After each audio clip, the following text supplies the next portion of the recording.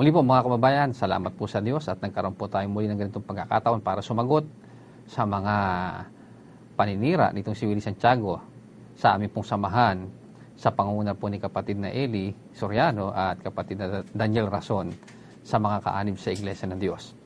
At ito po aming pinasimulang sagutin ng mga paratang at mga kasama ang ibinabato nitong si Willie Santiago kay kapatid na Eli at kay kapatid na Daniel. Ito po ay sinasagot lang po namin. Matagal na po itong nakapost sa YouTube. At ito po ay hamon niya ni Willie Santiago na sagutin po namin. Kaya ito po ngayon ay sumasagot po kami. Kasama po ngayon si kapatid na Rodel na sumasagot sa mga ikinakalat na mga aral na mali nitong si Willie Santiago at paninira kay kapatid na Eli Soriano dito po sa YouTube. Kaya ngayon po ay andito na naman po kami. At muli na naman po kami sasagot, kapatid na Rodel. Opo, at para po patunayan natin sa kanila, kapatid na Sani, na talagang siya ay nanggagalaiti sa paghamon sa atin noong araw na maglagay daw tayo ng ating sagot sa YouTube. Hindi kasi niya alam ang ating sikreto kung bakit matagal na panahon ay hindi naman natin siya kinikibo sa YouTube. Kaya nga yung viewers niya nasa 300 plus, 400, mga ganun ang mga viewers niya. Siguro sila rin yung Tadsani, paulit-ulit lang naman nilang biniview yung nasa YouTube. Ang hamon po niya ganito, meron siyang pinagbabatayang sinabi di umano ni Apostol Pablo, yung nasa Galacia Kapitulo 2, versikulo 4 hanggang 5. Babasahin ko po muna bago natin ipadinig yung kanyang mismong sinasabi. At yaon ay dahil sa mga hindi tunay na kapatid na ipinasok ng lihim, na nagsipasok ng lihim upang tiktikan ang aming kalayaan, na taglay namin kay Kristo Jesus upang kami ilagay nila sa pagkaalipin. Sa mga yaon ay hindi kami napahinuhod na supilin kami kahit isang oras upang ang katotohanan ng Ebanghelyo ay manatili sa inyo. Itong sitas na ito, Brad Sani, ang ginagamit niyang batayan para tayo kantyawan. Bakit daw hindi tayo sumasagot tayo, alam niya sumasagot tayo, pero bakit daw hindi natin ilagay sa YouTube yung ating sagot? Sabi ka ni Pablo, hindi kami napahinuhod na supilin kami kahit isang oras, ang sabi niya. Pero nagpapauna na tayo, kapatid na Sani, na itong sinasabing ito ni Apostol Pablo, ginanap ito ni kapatid na Eli at ni kapatid na Daniel. Talagang sasamahan natin dun sa mga hindi tunay na kapatid na pumasok ng lihim, hindi talaga po pwedeng umubra kang makapamayani ka sa loob kahit isang oras. Totoo yan. Hindi ka pwede. Kaya nga sinusupil di ba? Oo. Hindi tayo nagpapasupil, kundi sumusupil. Na pagkahalimbawa, nagsipasok ng lihim para tiktikan ng ating kalayaan, taglay natin kay Kristo Jesus, hindi papayag ang ating mga ngaral na pangibabawan ng kung sino lang na maling aral na pasusupil siya at papahinuhod doon sa maling ituturo na kung sino man sa loob ng iglesia. Kaya nga, ang nangyari, hindi nga siya papayag na itong si Willie Santiago mamayani sa loob ng iglesia. Hindi nga siya nagpasupil Kaya nga itiniwalag ito kapatid na Rodel Kasi kapatid na Sani, kung siya man nakapaghasik ng lagim sa loob, sa sulok-sulok, sa hindi natin alam, sa hindi alam ng ating mga tagapangasiwa, yung mga nakumbinsin niyang inuuto niya ngayong mga miyembro niya, ito yung mga nahasikan niya ng kanyang maling aral sa tabi-tabi. Sa sulok-sulok, kapatid na Sani, sa mga bahay-bahay nila. Kinukumbinda niya sa bahay niya, tapos tinuturuan niya ng maling aral. Pero sa loob ng pasalamatan, sa pagsasama-sama, hindi siya pwedeng makapaghasik ng lagim doon, kapatid na Sani. Ang katunayan, nung malaman ito ng kapatid na Eli, na ikaw pala laban ka na sa aral ng katotohanan, at wala ka namang balak na ikaw ipaliwanag mo ang sarili mo, o kaya magliwanag ka ng issue. Kung may mabuti ka man sanang kalooban, kapatid na Sani, halimbawa, parang meron kang duda pala sa tinuturo ni kapatid na Eli, tanungin mo. Para liwanagin sa'yo. Ang ginawa, hindi ganon, kapatid na Sani. Itinatawid sa mga sulok-sulok, sinisiraan ng kapatid na Daniel, sinisiraan ng kapatid na Eli, at ang pinakamatindi ron, nagtatawid ng aral na mali. Ano, ginawa natin? Hindi ka nga inabot ng isang oras tiniwalag ka nung malamang ganun Ang totoo, kapatid na Rodel, pwede naman siyang tumindig sa gitna ng pasalamatan at sabihin niya yung mga maling aral ni kapatid na Eli sa gitna ng kapatiran. Diba? Pwede naman yun Kung talagang siya naninindigan sa aral na kanyang pinanghahawakan. Pero hindi niya naman ginawa yun sa harapan. Kundi ang ginawa niya, pag talikuran at sa sulok-sulok, sa tabi-tabi ginagawa. Talagang palihim. Kaya nga nagsipasok ito ng lihim sabi ng Biblia. Kaya yung ipinupuntos niya sa atin sa Galacia 2:4 hanggang 5, ginawa nga ni kapatid na Soriano yan, kaya nga kayo natiwalag.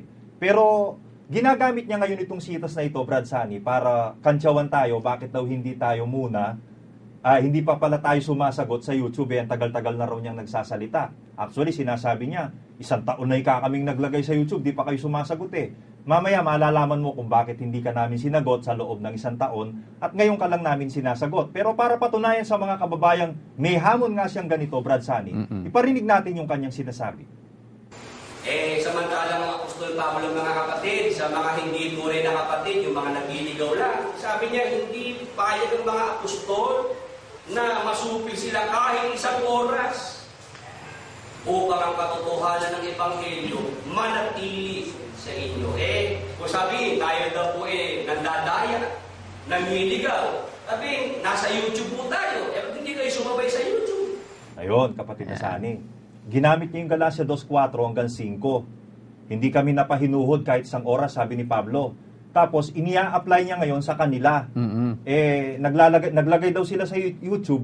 Ba't di raw tayo maglagay sa YouTube? Ang layo ng aplikasyon, Brad Sunny Hindi talaga apply dahil tiwalag na nga siya. Labas na ng iglesia. At ang sinasabi kasi ni Pablo rito, kaya nga nagsipasok, ibig sabihin, may loob yun Oo. Di ba? Kaya nga nagsipasok, meron loob. Nasa loob pa sila. Nasa loob pa. Di ba? Na si kapatid na Eli, yung mga nasa loob, hindi siya papayag na pasupil kahit 1 oras upang katotohanan ng Ebanghelyo ay manatili sa inyo, sabi ni Pablo, no? Aplikable ito sa loob ng iglesia. Siya naman nasa labas na ng iglesyang katotoo Oo, kapatid na Sunny. Tiwalag na At ang katunayang ginanap ni kapatid na Soriano yan, awa ng Panginoon Diyos, kapatid na Sunny, mula nung matanggalin natin sila sa ating pagsasama-sama at mula nung simulan niyang maglagay sa YouTube, hindi naman natitinag ang kapatid lalong tumitibay ang kapatid. Kasi sinasabi sa Biblia yun pag inalis mo masama, dadami matwid. Kaya nga lalong dumadami na babautis mo ang kapatid na Sunny kahit panay ang kantsaw niya at paninira sa YouTube Alam mo isang sinasabi pa niya, takot daw tayong maglagay sa YouTube. Ang tapang niya, no? Oo. Ibig sabihin siya matapang. Oo, matapang siya. Tayo takot. Ayan. Pakinggan natin sinasabi niya.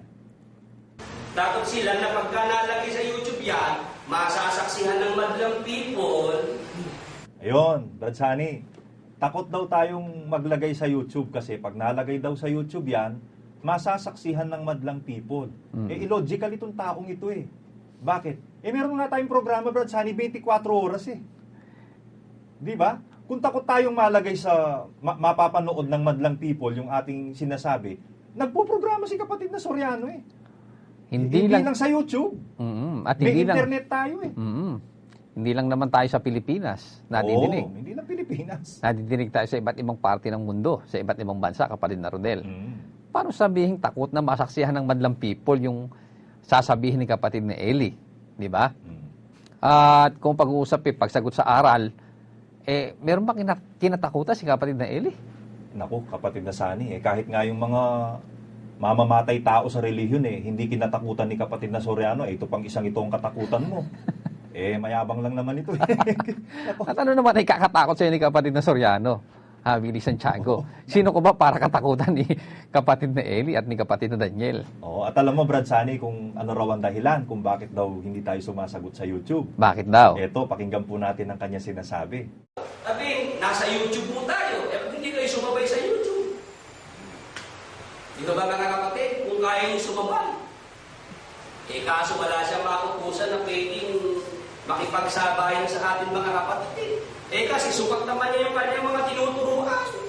Ang tindi ng yabang sa katawan nitong taong ito, no? Ayo, Brad Sunny, mas mataas sa kanya. Mas malaki sa pagkatao niya, kapatid na Rodel. Ngayon, sinasabi niya na bakit daw hindi tayo makipagsabayan sa YouTube kung kaya nating makipagsabayan, ano? At kasi wala naman daw ika na po pwedeng mautusan. Dahil sukat naman niya ika yung kanyang mga kasama. Ganun kalaki yabang nito sa katawan. Ngayon, ito na tayo sa YouTube, kapatid na Rodel. Ang pakiramdam niya kasi, Brad Sunny, talagang hindi na siya sasagutin eh. Mm-mm. Yun ang, binigyan kasi natin siya ng pagkakataong maramdaman niyang ganon, na hindi tayo sasagot, kapatid na Sunny. Yun ang hindi niya kasi alam eh.